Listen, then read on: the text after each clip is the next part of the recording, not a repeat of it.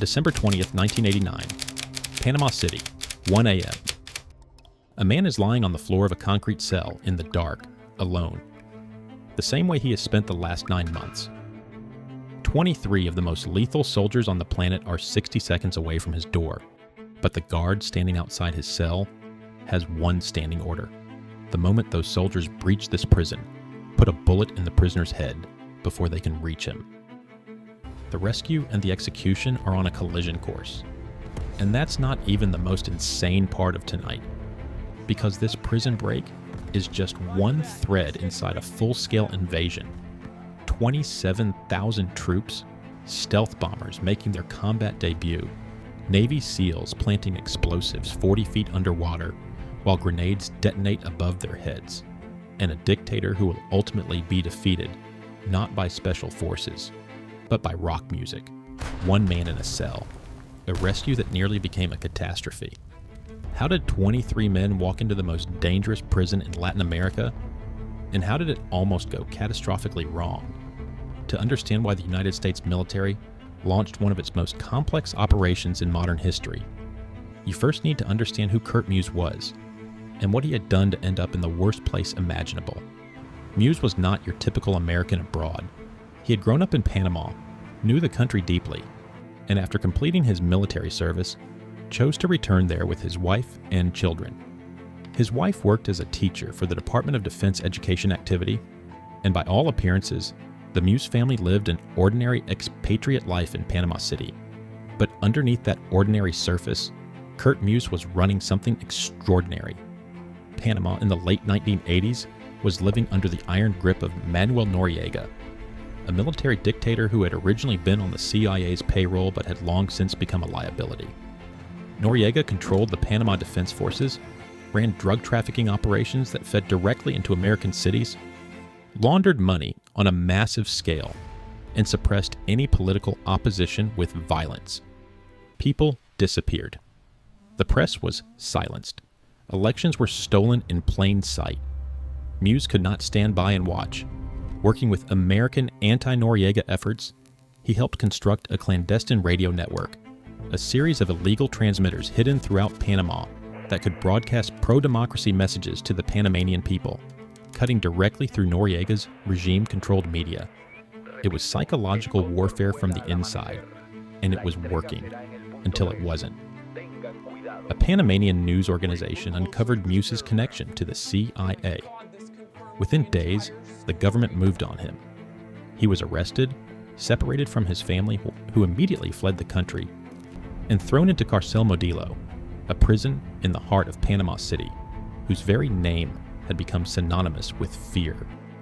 Panamanians called it Crime University, not because it educated people, but because whoever went in came out worse, if they came out at all. The facility had been designed for 250 inmates. It had later been expanded to hold 450. By the time Muse arrived, over 1,000 people were crammed inside its walls. It was a place of violence, disease, and deliberate cruelty, used by Noriega's regime specifically to house political enemies and break them. Muse was placed in solitary confinement. For 9 months, he sat alone in that cell, cut off from his family, cut off from his country, with one chilling reality hanging over him at all times. A guard stationed near his cell had been given explicit orders. If American forces ever came for Muse, the guard was to execute him before they could reach the door. His fate was entirely in someone else's hands. The moment that finally pushed President George H.W. Bush to authorize a rescue came from an unlikely source: a doctor. An American military physician had been granted access to the prison to provide medical treatment. While there, he made contact with Muse. On his way out, hidden carefully on his person, he carried a letter Muse had managed to write. A letter describing his conditions, his treatment, and his desperate plea for rescue. When that letter reached Washington, the decision was made. 23 operators from the United States Army's 1st Special Forces Operational Detachment, better known as Delta Force, were assigned to carry out the extraction. They would be supported by pilots from the 161st Special Operations Aviation Regiment, the Night Stalkers, flying MH-6 Little Bird helicopters. The mission was given its code name, Operation Acid Gambit. Muse himself was referred to in all planning documents as precious cargo. The mission was planned in meticulous detail. Delta Force built a full-scale mock-up of Carcel Modelo at Eglin Air Force Base in Florida, constructed from the notes and sketches provided by the same doctor who had smuggled out Muse's letter. Operators rehearsed the raid again and again, every corridor, every door, every guard position memorized. They trained for multiple contingencies. They planned for failure at every step, because in this kind of operation, failure was always one wrong second away. There was, however, one significant constraint. Operation Acid Gambit could not go ahead alone. The moment Delta Force entered that prison, Noriega's forces across the city would respond. A small team extracting a prisoner from the middle of Panama City, without the cover of a broader military operation, would be overwhelmed. The rescue mission was therefore locked to a larger plan that had been years in the making. The broader invasion of Panama had been in development long before December 1989. As relations between Washington and Panama City deteriorated through the late 1980s, American military planners had quietly expanded their contingency options.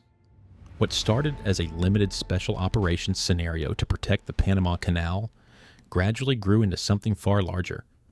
Under the umbrella designation Operation Blue Spoon, planners incorporated elements from the 5th Infantry Division, the 7th Infantry Division, and the 82nd Airborne Division alongside units already stationed inside Panama.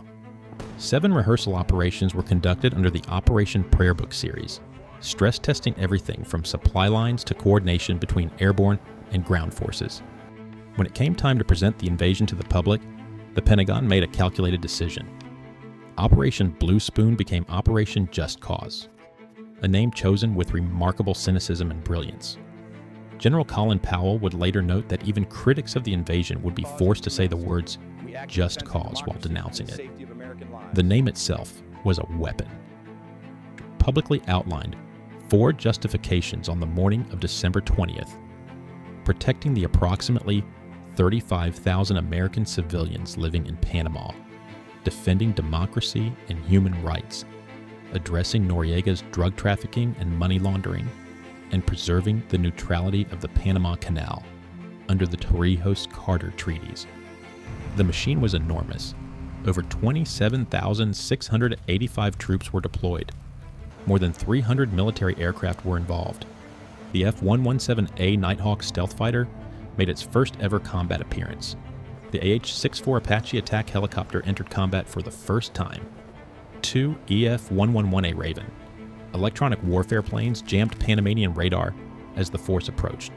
American military technology, years in development, was about to be tested against a defense force of 16,000, outgunned, out-teched, and about to be overwhelmed. The clock hit 1 a.m. on December 20th, 1989. It had begun. 4 MH-6 Little Bird helicopters cut through the darkness above Panama City, carrying 23 Delta Force operators toward Carcel Modelo. The city below had no idea what was coming. The helicopters landed on the prison rooftop. Delta snipers immediately went to work, clearing sentries from the rooftop and eliminating threats at the commandancia. The Panamanian Defense Force's headquarters located directly across the street. To pull attention away from the rooftop and the prison, 2 AC-130 Spectre gunships opened fire on the commandancia, with devastating effect. The ground shook. Panamanian forces scrambled toward the attack. The distraction worked. The Delta operators moved into the prison.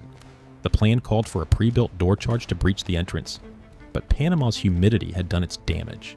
The tape holding the explosive in place had loosened. The charge was compromised. There was no hesitation. They blew the entire door. Inside the prison, Muse heard the explosions, then running footsteps, then gunfire. Then a thick white smoke began flooding the corridor outside his cell. He had no idea whether what was coming was rescue or execution. One Delta operator had already climbed through a window adjacent to Muse's cell, moving to neutralize the guard posted with orders to kill him. That threat was eliminated before it could be carried out. The team reached the cell door. They fired at the lock twice. It didn't give. The lock was thick, reinforced, stubborn. A small detonation later, the door swung open. Kurt Muse looked up at the men standing in his cell. "Muse, we're going to take you home." 9 months of solitary confinement ended in that single sentence. His rescuers put a ballistic helmet on his head, goggles over his eyes, and a body armor suit around his chest. They moved fast, up through the prison, back to the roof. Muse was loaded onto one of the MH-6 Little Birds alongside several Delta operators. Then the Panamanian Defense Forces found them. Gunfire tore into the helicopter. The Little Bird lost altitude rapidly. The pilot fought for control, managing to set it down rather than crash, but the damage was catastrophic. The team pulled Muse into a nearby building and established a defensive perimeter.